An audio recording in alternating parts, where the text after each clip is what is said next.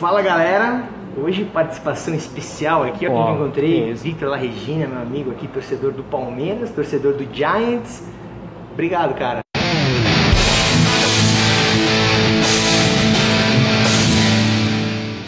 Imagina, grande abraço. É engraçado que eu também torço pro New York Jets, mas eu tento esconder isso da minha vida. Sério? Como é que é isso? Você torce para dois times de Nova York? Então, mas você sabe que isso é comum em Nova York. Você New York para Giants, Nova York. Giants e Jets não tem aquela rivalidade que nem as pessoas imaginam que é um Corinthians e Palmeiras. Não se é, enfrentam, né? Não, se enfrentam de 4 em 4 anos. Aliás, a gente vai falar isso daqui a pouco. Agora, tem muita gente em Nova York que torce pros dois times e não tem nenhum problema em relação a isso. Ou torce pro Giants, tem uma simpatia pelos Jets. É como se você torcesse aqui em São Paulo pro Palmeiras e pro... Juventus da Moca, né? Corinthians não, né? Qual seria o Juventus da...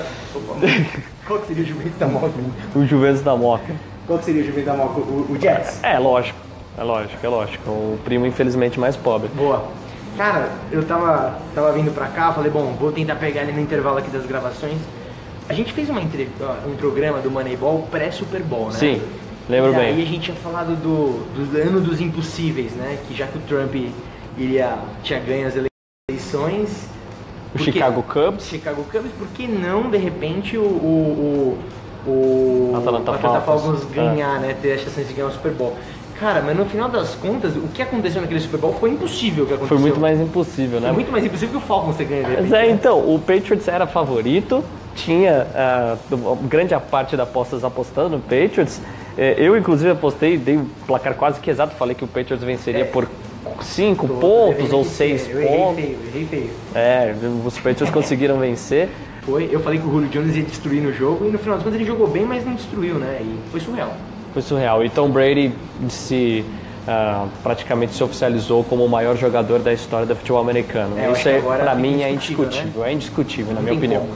E já ultrapassou, inclusive, John Montana nos anos 80. Até se a gente vê os lances do jogo, assim, a questão de liderança, né? Porque não foi só em jogadas, né? A questão dele no banco de reserva, ali motivando, colocando a galera pra cima, porque o que o Patriots fez foi surreal, uma virada... Mas curioso que assim, 2016 foi o ano do improvável, né? Com o Chicago Cubs, o Cleveland Cavaliers vencendo um título, o Donald Trump eleito presidente. Agora 2017 parece que é o ano da virada, né? Nós já tivemos o caso do New England Patriots, que foi incrível, o Barcelona, né, na Liga dos Campeões com o Paris Saint-Germain. Surreal também aquilo. 6-1. Até o próprio Tom Brady colocou no Instagram, né? Bem-vindo ao clube, Barcelona. Bem-vindo ao clube das viradas. Até o Oscar, né? Anunciou um, depois anunciou outro. É verdade. É o ano das viradas. Tudo errado. Vamos ver o que vai acontecer então esse ano com o beisebol, com o basquete, que também já estão numa fase mais avançada. Vamos ver se de repente alguma zebra, né? Algum time que não é esperado consiga surpreender de repente, né? Bom, agora sobre a NFL, que a gente estava discutindo mais cedo, a gente queria falar sobre o calendário, né, que foi definido na última quinta-feira. Bom, na última quinta-feira o calendário da NFL foi divulgado, a ordem dos jogos foi divulgada, né? Qual que vai ser o jogo da abertura, e enfim. E é uma loucura, né? É uma loucura. Uma matemática complexa aquilo ali. Exatamente. Só a ordem foi divulgada, porque os confrontos já estavam definidos desde que a temporada regular terminou, na última semana da temporada regular, no final de dezembro. E a gente queria até explicar, porque eu sei que tem muita gente com dúvida, como é que funciona o calendário da NFL. Então vamos lá imaginar a NFC Leste, que você gosta tanto de falar do Giants. Acho que você torce pro Giants, inclusive. No fundo, na verdade, sabe o que eu adoro encontrar torcedores do Giants, porque imagina se não fosse o Eli Manning, quantos títulos o Tom Brady teria. Então, na verdade, eu tenho quase como um segundo time do coração o Giants, né? Muito obrigado por tudo, Eli. Obrigado. Obrigado, Eli. Bom, temos lá o Giants, o Cowboys, o Philadelphia Eagles e o Washington Redskins. Cada time enfrenta 2 vezes os seus adversários de divisão, um em casa e outro fora. Então nós temos aí 6 jogos, né? São 3 adversários, já são 6 jogos de 16 preenchidos aí. E sempre fechando o calendário, os jogos são de divisão, né? Geralmente, isso, exatamente para fazer uma disputa direta, né? Inclusive é um dos critérios de desempate, o confronto direto. Bom, além desses 6 jogos, faltam ainda mais 10. Vamos lá. Os times enfrentam uma divisão que está dentro da mesma conferência. Por exemplo, a divisão leste, vamos supor que enfrenta a divisão norte na conferência nacional. Então a AFC, na NFC no caso, na NFC que é do East, né? Que é do East, que é do Giants. Que é do Giants, jogaria com a norte do Green Bay Packers. Exatamente. Que daí jogaria com Packers, Bears, Vikings e Lions.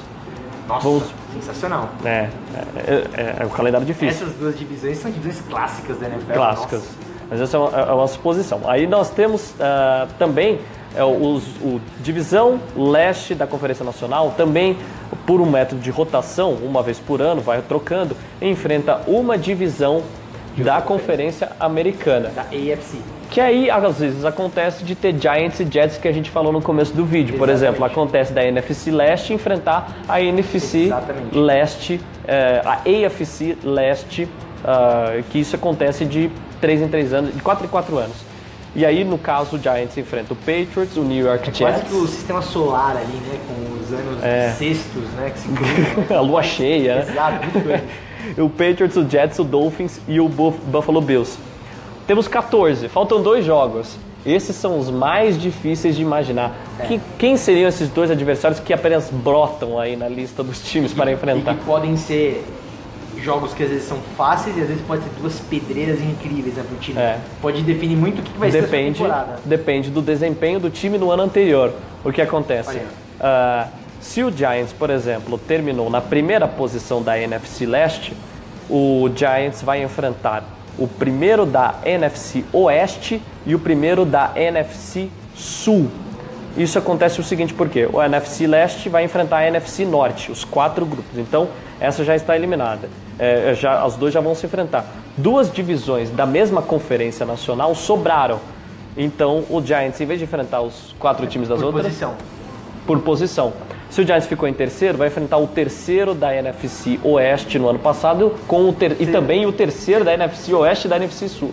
Confuso. Cara, estudou bem esse negócio. Na verdade, eu memorizei isso na época que eu fiquei muito fixado no futebol americano, porque eu não entendia. Mas é super democrático, né? Quando a gente olha, no final das contas, por exemplo, o seu time que foi o pior da sua divisão, não vai pegar o melhor nesses 2 jogos que sobram, não vai pegar o melhor de uma outra divisão. É um método que a NFL tem de compensar, às vezes, a diferença dos times, não só nisso, mas também no draft, que daqui a pouco acontece, no mês de maio. E isso também é um método de compensar. O pior time da última temporada é o primeiro time a escolher o craque do ambiente universitário. No final das contas, o que a gente tem com isso, então? Que acho que esse é o grande lance que faz a liga ser tão prolífera. Prolífera, não é bonita essa palavra, né? Mas rica, assim, vamos dizer. Igualdade, né? Todo ano você vai ter jogos pau a pau, jogos iguais, né? Tipo, você vai ter um jogo do Cleveland Browns jogando com um time que seja do mesmo nível que ele. Quando eu digo do Cleveland Browns, não é falando mal, mas Sim, o nível claro. que se encontra o time. O Patriots pegando times pedreiras, enfim. Isso, no final das contas, na transmissão é muito mais legal, porque você fazer um jogo pegado, um jogo disputado. Complicado isso, né? É bastante complicado. Porque tem esses fatores aí de ciclos, né? Fora isso, esses fatores de ciclos do 4 em 4 anos, de mudar as divisões, isso acho que é uma coisa que confunde. E tem outras peculiaridades do calendário que é divulgado, que foi divulgado na última semana, que nós temos também, por exemplo, Thanksgiving, feriado tradicional norte-americano. Os jogos são na quinta-feira. Exatamente. Obrigatoriamente é uma tradição da NFL ter um jogo do Dallas Cowboys e um jogo do Detroit Lions. Os 2 jogam em casa nesta quinta-feira. Só que aí as TVs brigam aí para ter o adversário. Por exemplo, as TVs sempre querem que tenha, por exemplo, um Dallas e Giants no Thanksgiving, um Detroit Lions e Green Bay Packers. E além desses 2, há também um terceiro jogo, que esse aí é realmente um jogo sorteado ali. Sorteado não, escolhido aí pelas TVs. Como as TVs têm muito papel nessa escolha. Sim, são vários fatores, né? Eu acho que um boato que tem acompanhado um pouco disso também era quantos prime times serão do Dallas Cowboys e quantos prime times vão ser esse ano do New England Patriots, né? Porque não tiveram tantos prime times ano passado, na temporada passada do Patriots e do Cowboys, com temporadas boas ou ruins, sempre tem jogo no prime time, no Thanksgiving, em momentos importantes, né? Uma coisa que a galera questiona muito lá nos Estados Unidos. Que o Dallas Cowboys é o America's Team, é o time mais popular. Eu quero aproveitar que você está aqui, não vou te deixar ir embora ainda não, calma. Eu quero só que você me dê uma ideia, eu quero saber do Giants. O que você achou do Giants temporada passada e eu queria que você me falasse do Giants. Vou falar 2 nomes assim que aconteceram, que são relevantes, acho que esse ano, 3. Eu queria que você me falasse deles, o que você acha, o que você espera. Eli Manning. Será que o Eli Manning vai conseguir fazer uma temporada consistente? A temporada passada sempre alto e baixo, né? Mas o Giants nunca dá pra falar que tá mal. Porque se começa mal, de repente engrena e vai pros playoffs. A gente teve Pierre Paul que renovou o contrato. Eu nunca imaginava que o Pierre Paul, quando ele teve aquele problema da mão, o Pierre Paul ele não tem esses 3 dedos aqui, galera. Fogo de artifício, né? Lançando um rojão. Basicamente ele não tem metade do dedão, metade disso aqui, ele não tem esse dedo aqui. Então ele joga com um dedinho Ele não é muito de pegar na bola, mas é só no hábito de Exato. bloquear o adversário já prejudica. Quando ele teve o problema da mão, ele estava no momento de renovação de contrato, né? Sim. Ele perdeu uma baita renovação na época, mas conseguiu fazer uma bela temporada no passado, temporada passada, e conseguiu renovar o contrato maravilhoso agora. Então, parece ser a força da defesa do Giants. E por outro lado, eu tenho a sensação que o Odell Beckham Jr., quanto mais velho ele ficar, em termos de experiência na liga, melhor esse cara vai ser. Porque ele é muito esquentado às vezes, mas ele tem uma habilidade única. Será que de repente o Odell Beckham Jr. pode ser de fato o grande fator ali do ataque do...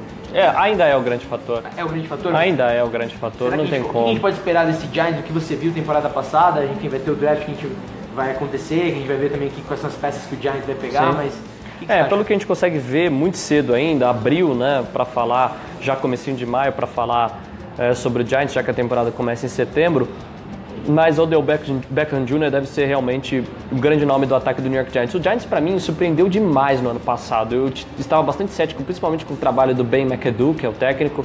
Eu não achava que ele tinha toda essa pegada e também essa criatividade de lançar, fazer novas jogadas de ataque, mas realmente surpreendeu. O Eli Manning fez uma temporada boa, principalmente o fim da temporada regular. A temporada final do Giants foi maravilhosa, né? Foi maravilhosa, Começou ele com realmente... Quantas derrotas nisso? Agora Foram 5 ou 6? Isso, é verdade. Acho que não foram 3 de 5 derrotas seguidas, mas foram acho que umas 3 derrotas seguidas. Mas foi uma quantidade que você falava, puta, esse ano já era. Já era. E de repente, engrenou. playoffs. Engrenou e foi muito bem, foi até o divisional. Quase naquele jogo contra pra quem não lembra, aquele jogo contra o Cowboys, o Green Bay Packers. O Green Bay Packers foi sensacional, poderia ter ganho de repente. Foi no wild card, aliás, isso. Exato, foi sensacional. Então o Giants sempre quando chega num determinado momento promete.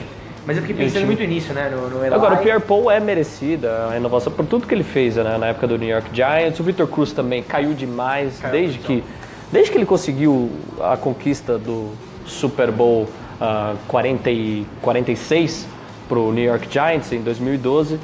Ele não caiu muito a produção do Salsa Boy. Por outro lado, apareceu muito agora o Shepard, né? Que talvez seja o Shepard, exatamente. Seja uma opção legal, né? Agora, o Odell Beckham Jr. deve ser o grande nome novamente. E a esperança... Pra mim, tá no mesmo nível de Antonio Brown, Julio Jones. Pra mim, o Odell Beckham Jr., esses caras são os grandes... Precisa provar um pouco de clutch. Eu não vi a clutch dele contra o Green Bay Packers nos playoffs, mas eu espero ainda do Odell Beckham Jr. Às vezes ele dá uns sumiços assim que deixa a torcida preocupada. Mas também a gente acompanha uma marcação diferenciada sempre. Né? Exatamente. Mas eu acho que é um cara que, quanto mais experiente na liga ele ficar, melhor ele vai ser, porque a habilidade dele é única. Ele lembra muito pra mim o Larry Fitzgerald, assim, sabe? Em termos de habilidade e tal, quem sabe. Então vamos ver. Vamos ver. Esperanças aí pra uma boa temporada. É isso aí. Playoffs.